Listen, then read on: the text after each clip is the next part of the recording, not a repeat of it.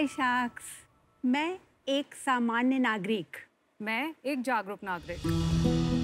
ओफो, दिवाली सर पर है और पूरा स्टोर कूड़े से भरा है। चलो कुछ कूड़ा हटाया जाए। ये न्यूज़पेपर अब तो किसी काम का ही नहीं। ये एक टेबल ऑर्गेनाइजर है। क्या आपको पता है ये न्यूज़पेपर पेपर रोलिंग से बना हुआ है? ये साइकिल की चेन टूट गई है, अब किसी काम की नहीं। आज मैंने स्क्रैपशाला से ये की होल्डर खरीदा। क्या आपको पता है इसके हुक्स पुरानी मोटर बाइक और साइकिल की चेन से बने हुए हैं। अब इस कैसेट का तो जमाना ही नहीं रहा, अब इनको तो फेंक ही दिया जाए। ये घाट्स ऑफ बनारस की पेंटिंग ये लकड़ी पे नहीं ऑडियो कैसेट्स के बेस पे बनी है।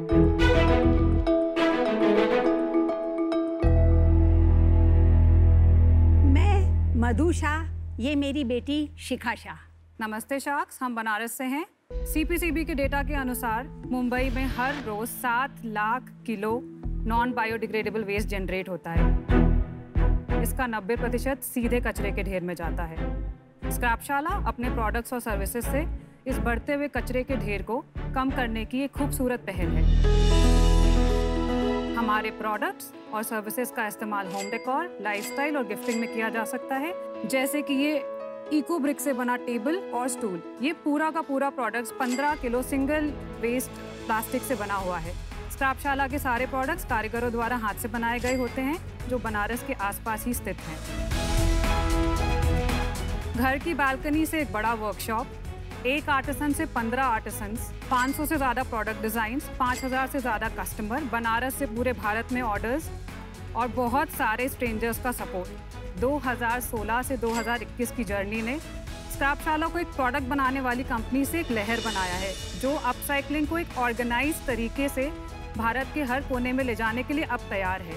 आज हम स्क्रैपशाला के लिए 50 लाख की इन्वेस्टमेंट चाहते हैं 10% इक्विटी के बदले में। शिव की जान है काशी, स्क्रैपशाला की पहचान है काशी।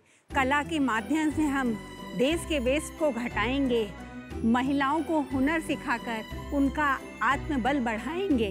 अब कौन सा शार्क आएगा जो हमारे साथ जुड़ जाएगा और हमारा प्राउड सपोर्टर कहलाएगा। क्या वाह, बहुत खूब, कितनी अच्छी कविता। क्या कविता है। Thank you. बहुत सुंदर। बिल्कुल मेरी मम्मी की याद आ रही है। आपने खुद कविता लिखी है? मैं पोएट भी हूँ, मेरी एक बुक भी निकल चुकी है। वाह। मम्मी ने मेरे को कंडीशन ही रखी थी, मैं शार्क टैंक में तभी तुम्हारे साथ चलूंगी, मेरे को पोएम पढ़ने दोगी तब। Oh how sweet. मेरी मम्मी भी कविता लिखती है और उनकी भी एक किताब निकल चुकी है। बड़ा अच्छा लगा सुन के। Welcome to Shark Tank. Thank you. I think बहुत रेयर है एक माँ बेटी की जोड़ी ऑफ एंटरप्रेन्योर्स। तो हाउ इज इट लाइक आपके लिए वर्किंग टुगेदर, एंड आपने क्यों एक साथ स्टार्ट किया, आप कैसे ये डिसाइड हुआ? मेरी माँ ने मुझे बचपन में एक शौक दिया था, पुरानी चीज़ों से नया बनाना। इसी शौक को लेकर मैं आगे पली बढ़ी। मुझे एक प्लास्टिक की बोतल कूड़े में फेंकने की बजाय कुछ बनाती हूँ तो मुझे लगता है मैंने देश में एक कूड़े को बचा लिया। ऐसे करते करते मैं छोटे छोटे प्रोडक्ट्स बनाने लगी। जब शिखा चेन्नई IIT में थी, मैं रोज़ उसको फोटोग्राफ्स डालती।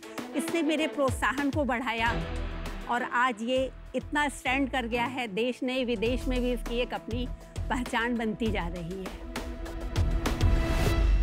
तो आप दोनों ने 2016 में ये स्टार्ट किया और आप IIT मद्रास इंजीनियरिंग के लिए गई थी?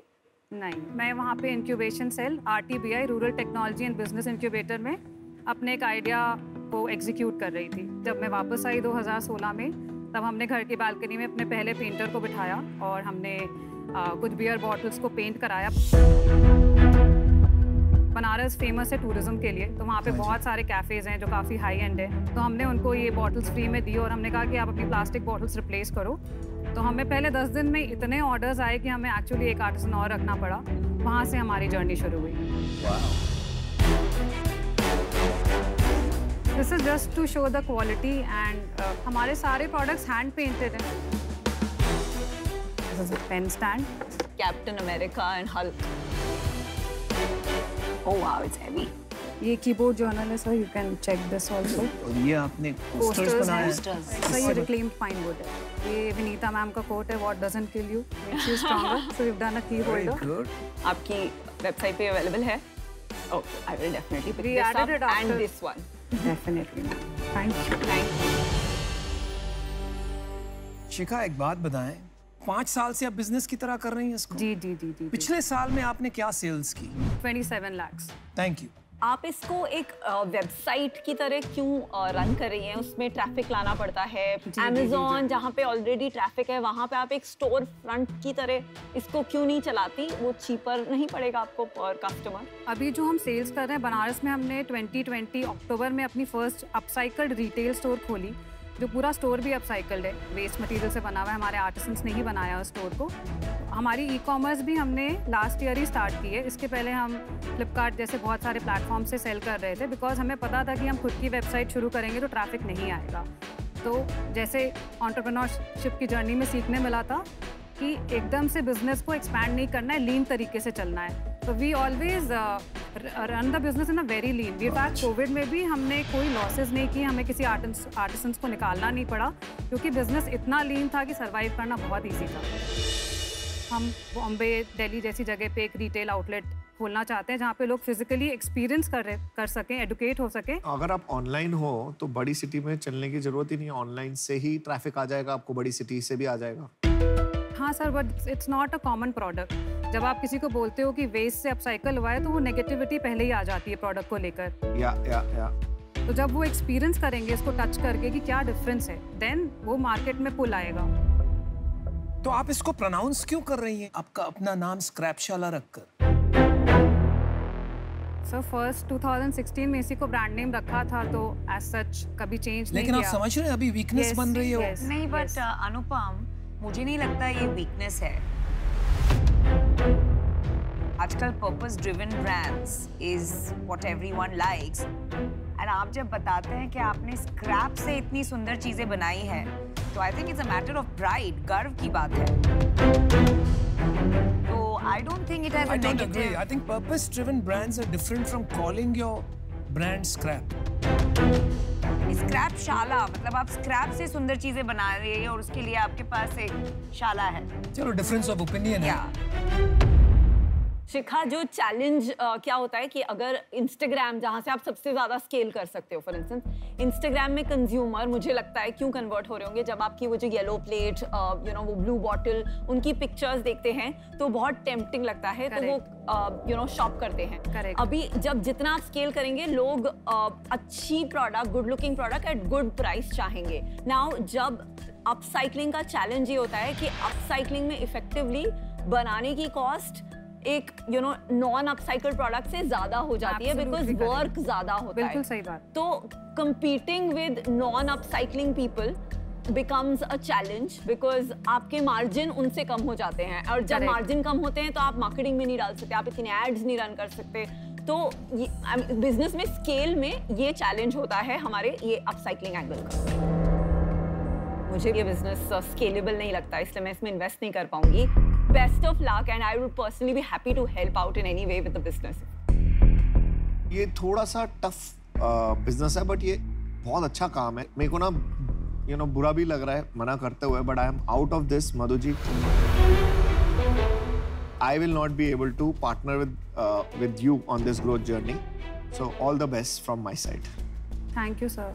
मेरे को ये लगता है कि आपका ये जो बिजनेस है, इसको एक आर्टिसनल बिजनेस बोलें या एक बुटीक बिजनेस बोलें, हर पीस अलग है और आपको हर चीज़ को बेचने में एक एफर्ट लगेगा।